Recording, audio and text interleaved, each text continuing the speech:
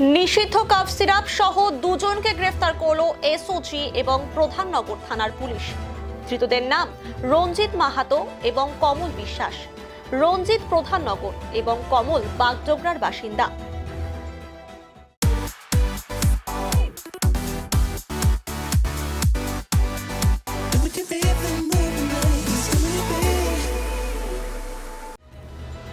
এদিন রঞ্জিত মাহাতো দুটি ব্যাগে নিষিদ্ধ কাফ সিরাপ ডেলিভারি দিতে জংশন সংলগ্ন এলাকায় পৌঁছায়। এদিকে বাগডোগরা থেকে কমল বিশ্বাস কাফ সিরাপ নিতে এসেছিল। এই খবর পেয়ে এসওজি এবং প্রধাননগর থানার পুলিশ অভিযান চালিয়ে দুজনের তল্লাশি নেয়। এরপরই ব্যাগ থেকে উদ্ধার হয় ৩০০ বোতল নিষিদ্ধ কাফ সিরাপ। উদ্ধার হওয়া কাফ সিরাপের বাজার মূল্য প্রায় ১ লক্ষ টাকা। কাফ সিরাপ পাচারের অভিযোগে দুজনকে গ্রেফতার করা হয়। ধৃতদের আগামীকাল শিলিগুড়ি আদালতে তোলা হবে। গোটা ঘটনার তদন্ত শুরু করেছে পুলিশ।